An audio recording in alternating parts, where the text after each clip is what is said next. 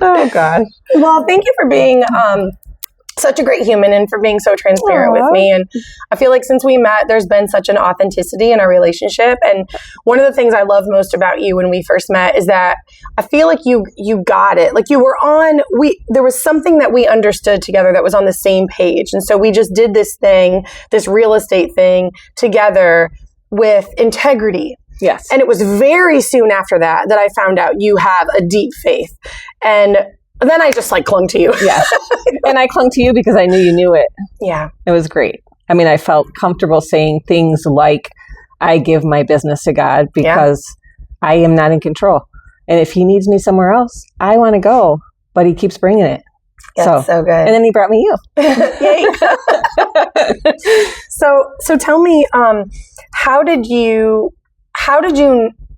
at what point in your life did you know real estate was the thing? Mm-hmm. Because that's very entrepreneurial. I think that most people in the real estate industry, whether you're a realtor, an inspector, a title person, you're out there to get this business really on your own. You choose who you're supported by, a broker, a inspection company, or whatever. You choose who you're supported by, but this is your own business. So at what point in your life did you realize real estate was the thing? Mm-hmm. And then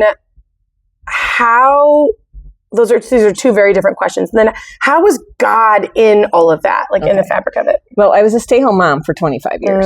So stepping into it, I had no idea it was my thing.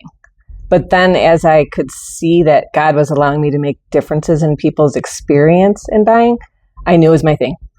So that's why it started. And the reason I stay is because he keeps me there. I pray about it. I open my life to him. I give my business to him, and he keeps bringing business back. So that's pretty much the whole thing. Good. And it works. And I have great experiences with the people that he sends me. Yeah. So he's helping me. Because if I had to deal with yuck, I don't know. I don't know if I would think this is my thing. I would think it wasn't my thing, probably. Yeah. I don't deal with confrontation well. And I'm comfortable here. It's been great. And then people like you, and there's other people at the office too that see my faith and are drawn to me and give the support, and I can give it back, which keeps me there too. That's why I chose Keller Williams, because the culture there is incredible. Well, and they say God, family, business. And it's true. It has to be true. It has to be true. If you put anything else before God, your business doesn't work. You might be making money, but you're not making people happy, and you're not showing his love through your work. And you're probably not even happy really, truly, when you sit and think about it, deep down within yourself. Mm-hmm. Because even though I've had a strong faith for, it's only 15 years now. I'm 45. So I met the Lord when I was older. Okay. And every once in a while I get into that spot where I feel, oh my gosh, I have to get this. I have to get this next inspection, or I have to fight for this, or there's a fear that starts to well up, and that's not from him. It's not from him. Mm-hmm. It comes from competition and money. Mm-hmm. Yes. And as soon as you build anything on that, it's never going to work for a long period of time. Yeah. So you have to think about what's coming. Yeah. And what he's bringing your way. So I became a Christian when I was 12. But I knew Jesus my whole life. I knew him up until then, but I chose him and was baptized when I was 12. And I have gone up and down. Yeah, sure. Pull away, pull back, but I always knew where to go back to. Yeah. Now, at this point in my life, when my kids are in their 20s, I have to be right where I am. And he keeps me there. He keeps me here in this church, and he keeps me with my family, and he keeps my business going. How do you know that it's him? You says, I know that God keeps bringing me business, or he keeps me here. What are some tangible things? How do you know that? Well, I don't do any prospecting. Okay. And I'm still in the top 20% of my company. Yeah. And all of my clients, and you've met most of them, especially on the buy side, it's an experience that I am proud to give them, and I know God's hand is in it. And I almost always find out that they are Christians, or they notice a saying on the wall and they're like, oh, I can feel it here. Jesus, or in this house we serve the Lord, or anything like that.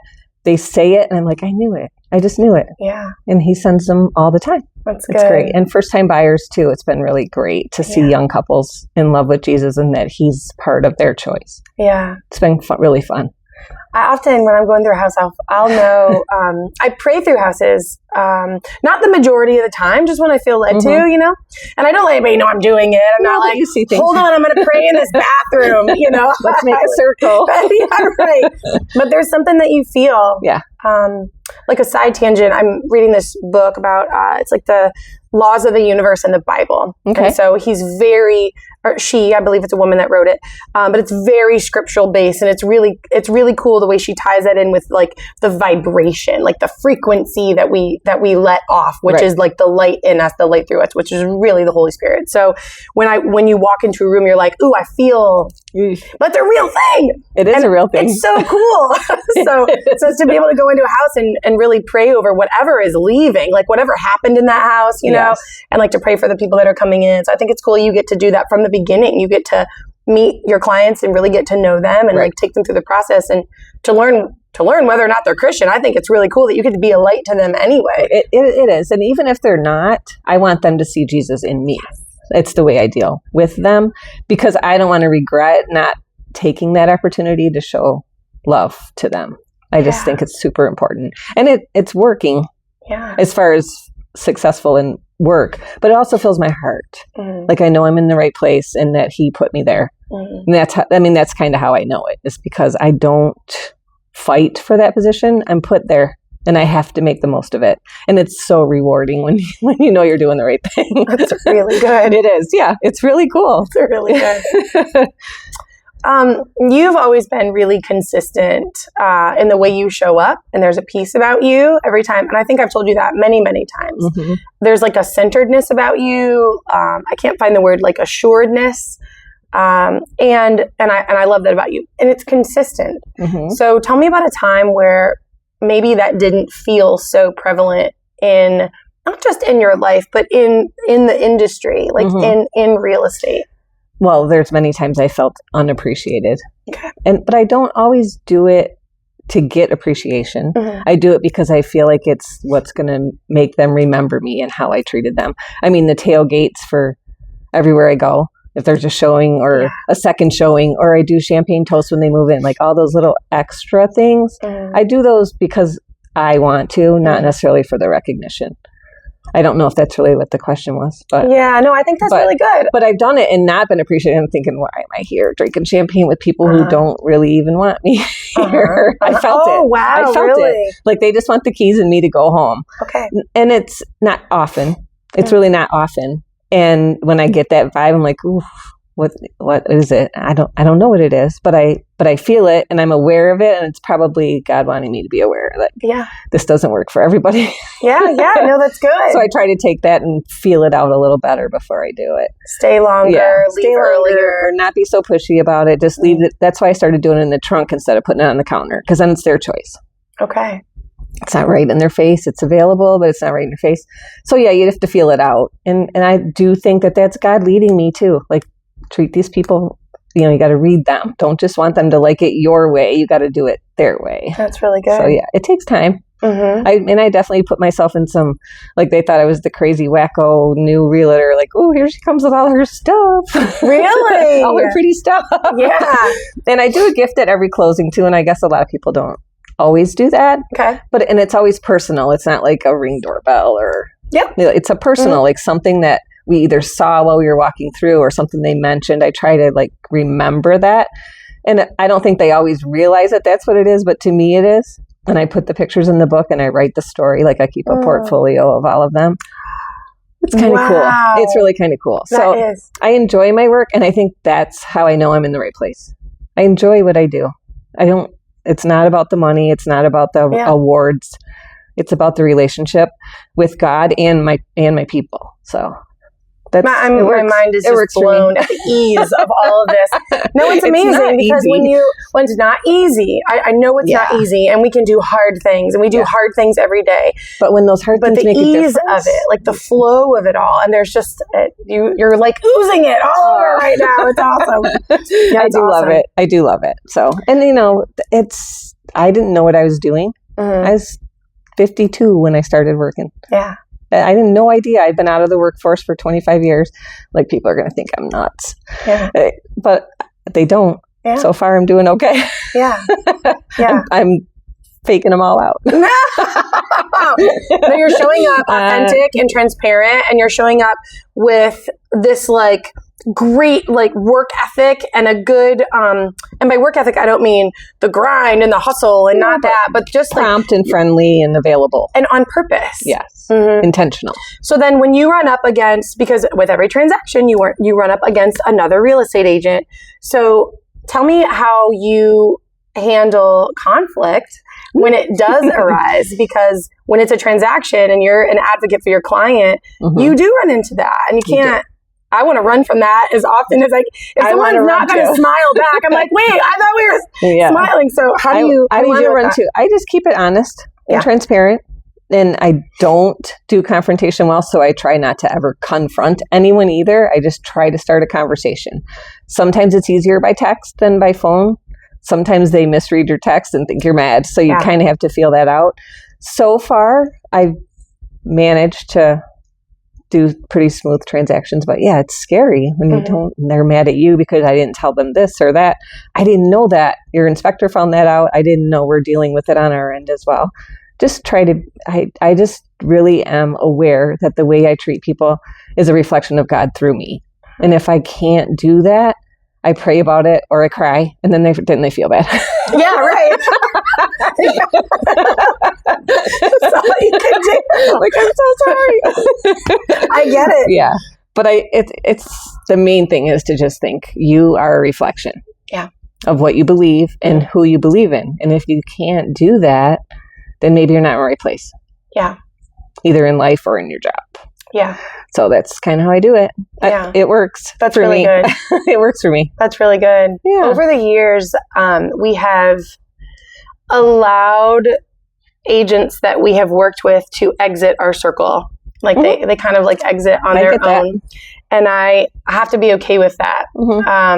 So I'm working on really having a centeredness, like you, like I look up to you in so many ways, and there's such a piece that I just want to like glean from you, and I am. But over the years, we've had to allow agents to exit themselves from using our services because our values just aren't in alignment, or maybe the conversation just doesn't. It's too messy. Like we have our own systems for a reason. Like we'll schedule something this way for a reason, or we want to talk with our clients before we go for a reason. Like we want to introduce ourselves, and we want that, not control in a negative way, but we want that control to introduce ourselves, to say, this is what we're about to do. Let's educate you. That's the whole point, right?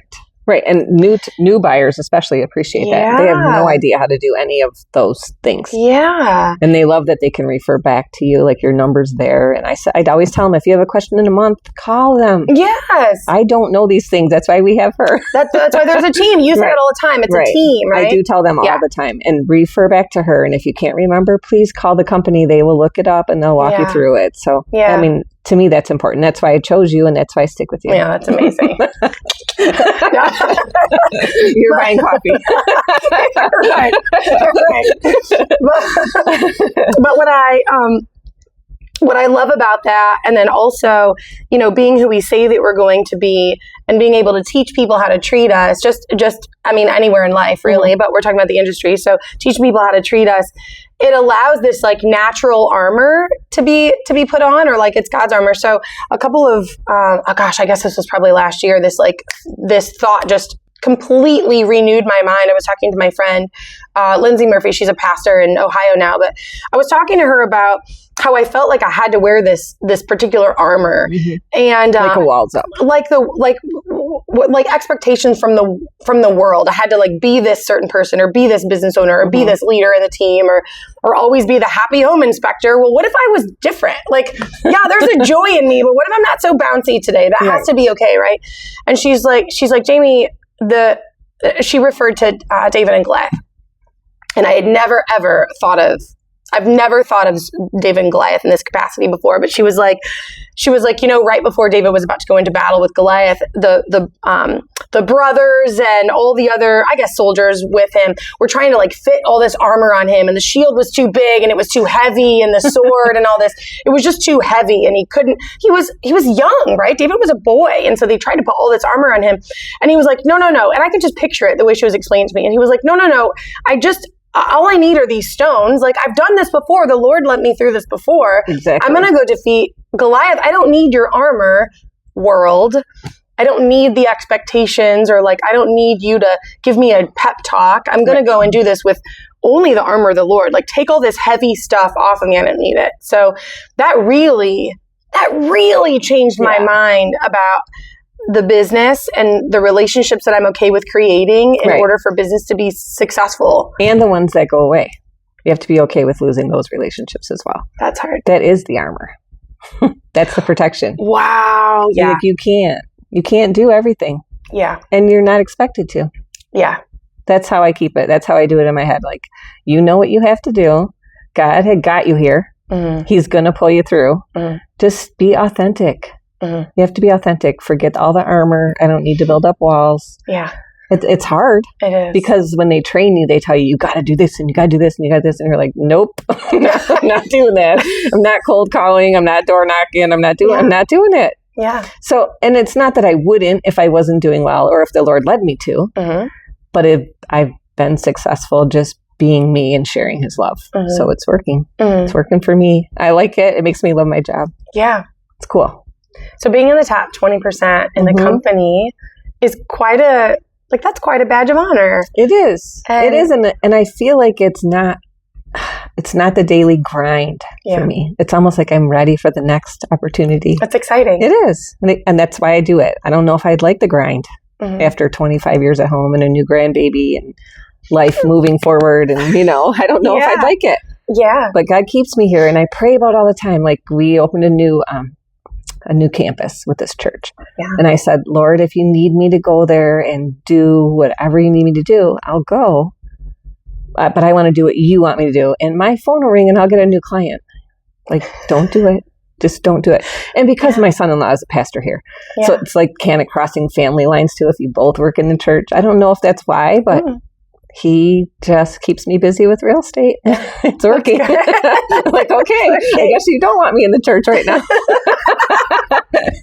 I volunteer, but I mean, I was really like going all in. And he's like, nope.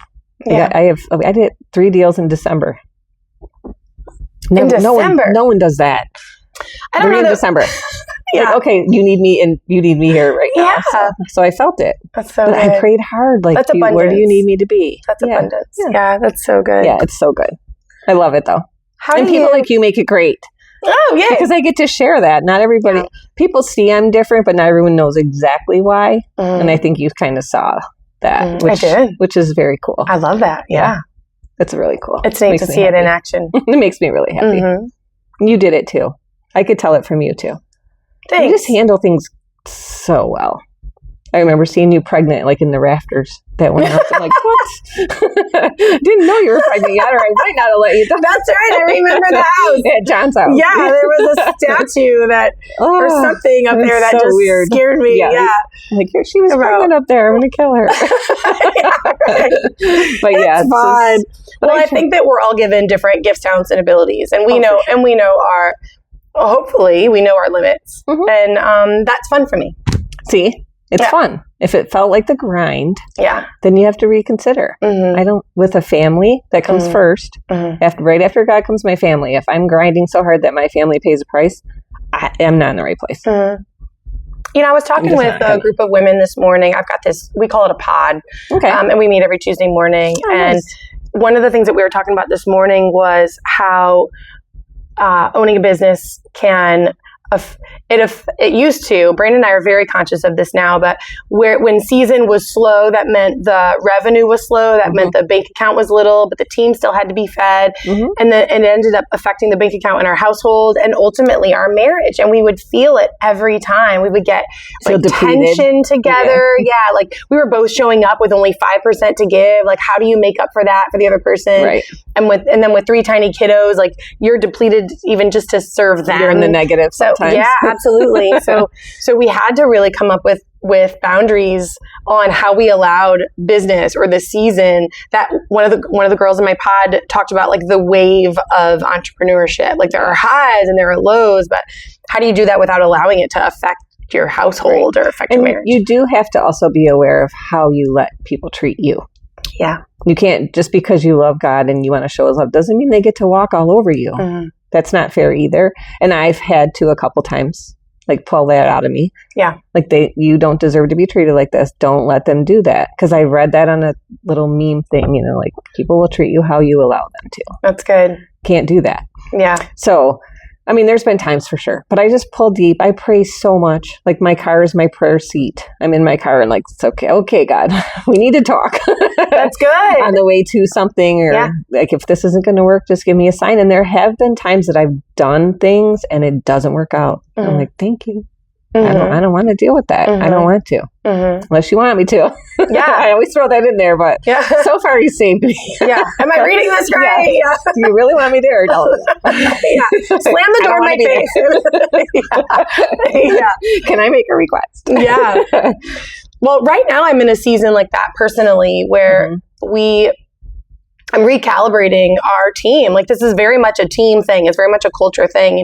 We grinded for years and we all felt a little burnt out and we felt overworked or something, or like we were bending outside of our values just to a little busy. Too much. Yeah. To keep busy. And that doesn't allow any of us to be really joy filled. Not this needs to be like the happiest workplace in the world, but we need to be joy filled to be able to go home and serve our families. That's the whole point of working in the first place. Remember your why. Oh, it's so good. Yeah. You have to remember it. Yeah. So we recalibrated this year. We lost half of our team. Some of our teammates made some poor choices and they had to be exited. And then the ones that were just in it for the long haul because they get the culture and they get what we're trying to achieve. We just kind of came together and we're like, listen, there's some things we're just throwing out the window. And a lot of it ended up being growth related or marketing related. We spend so much money on sponsorships for this or memberships for that. And we're like, wait a minute, if we're all in this so that we can feed our families and really we're just in this to educate people. Like I just want to teach someone about their house. It doesn't have the, I don't want to beg, borrow. And, I don't want to bend over to bend our values too much to get business. We're going to be okay. So we recalibrated. And that's one of the reasons I started doing stuff like this is because I want to just authentically talk with people like you in this industry, realtors who are doing a really good job with a solid faith, a solid foundation, choosing the path that you want to go in this industry, partly because I need examples. Like, how are you doing this? Yeah. So we've been recalibrating to really solidify those boundaries that we have and really feel out the best plan for how we move forward and just growing our business. Yeah. I think being aware of it is huge. Oh, it was terrifying. Yeah. And awesome. Yeah. At the same time. But that's where God comes in and sets you the right way. So I feel that obviously that happens all the time. This January, February gets slow for us. Same kind of thing. You start feeling like I'm not doing my part of my family because I'm not helping financially, but it all works out. Yeah, it does. I just have to trust. I learned to trust through all of that. So, I don't really do my job for the money. I do it for the relationship. And I think I've learned that this relationship makes this relationship so much easier in marriage, in my family, and with my clients. It just is the way it has to be. And it took me a long time to figure that out. Is a byproduct of that. Yeah. It comes from the overflow. It took me a long time to figure it out. Yeah. A long time. Like a lot of hurt, with friends and relationships before I met my husband and before I had my own family. Like you look back and you're like, oh, if I would have known this then. Things could have been so different. Yeah. But I trust it now. Yeah. And a lot of it's my age. I'm sure you get older and you're like, okay, I've seen this happen. Yeah. Hundreds and hundreds of times. I'm trusting it now. And it's a really good place to be. It just is. I'm comfortable. I can say no to people in a nice way. Like I used to, if the phone ring, I'm out the door because you don't want to miss anything. Now I'm like, okay, I go to church on Sundays, so I can't do it until afternoon. I cut out time where I didn't used to do that. Yes, good. And I need it. I need to be here. I need to be with my family. I need to be in church learning. I need all those things to be who I am. Yeah, that's good. And if I miss that, I do start feeling depleted. Like I needed something today and I missed it. This is a good segue because I've been wanting to ask you, how do you schedule your days? Do you time block? Are you stringent on that? Do you erase it and then replace it somewhere else on your calendar? I do have a lot of flexibility, but Wednesdays is my grandson day. So I don't do anything on Wednesdays, literally nothing. I don't answer phone calls, nothing. Sunday until noon, I'm in church. I don't do Sunday mornings. Oh, we're going out of town. I have to do it. I'm like, I'm sorry. I have a friend who can show you a house, but I have a commitment till noon. But I'm flexible on the other ones. And I have to be with my business, which I get. But I also, if there's a special event that I've committed to, I don't back out of it anymore. I used to. I'd be like, I can't do this. I have to show a house. Now I'm like, I can't show Friday night. I have something at church and I can do it Saturday morning or before 6 o'clock. Yeah. But you just get more comfortable. I think you know that people that God sends to you are going to see that you're committed and be fine with that and be flexible with you as well. And if not, that's okay too. It's okay too. Yep. There's always another one. That's good. Yeah. Yeah. There's always another one. There is another one, and it might be a better or a new opportunity. Yeah. To, to show love or to learn something. Yeah, that's really good. Yeah, it's good. I mean, it's age. I know it's age. I think as you get older, you just get more comfortable. I'm not going to do that anymore. Yes. I remember I was a late teenager. I think I wasn't yet 20. And I remember my mom and I went to visit my great aunt, and she was just, she had this little business. She was like sewing some dolls, and it was wonderful, Aunt Janet. And we went over there to visit her, and my mom and her were having a conversation. I was very much, 18 and was just like not even listening. But I remember cell phone at one point, no, I did not have one. That's funny. I don't know if that was a thing. A beeper, maybe. I don't know. But I remember Aunt Janet telling my mother, once I hit 40, I just stopped caring so much. And it wasn't a Jesus thing for her, but the sentence that came out of her mouth, like really resonated with me.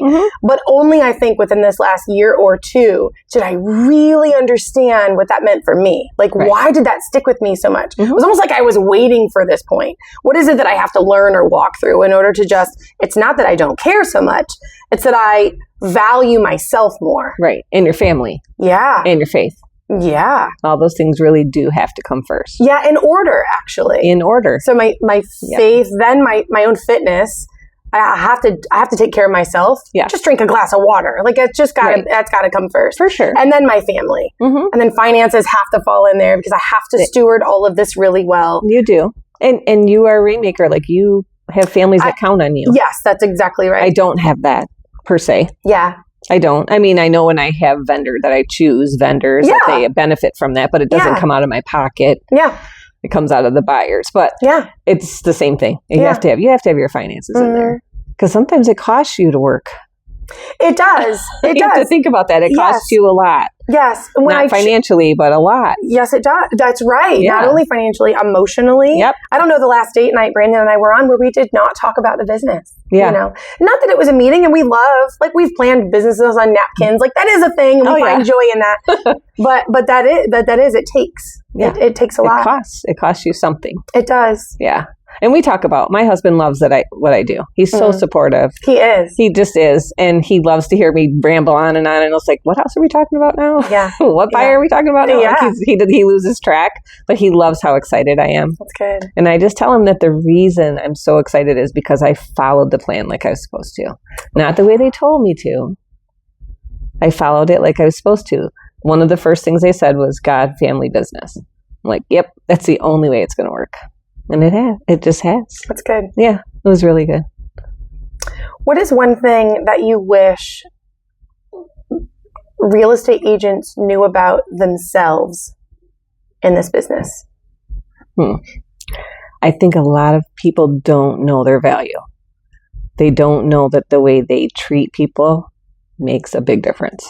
And I know that because I deal with some of them as well. They just are very rigid, go by the book, and unpersonal sometimes. I'm not ripping on anyone. I understand everyone has a different way of doing things, but the value that you give to people when you're more personal and have a relationship as opposed to a transaction is so much more rewarding, for sure. That's good. Yeah.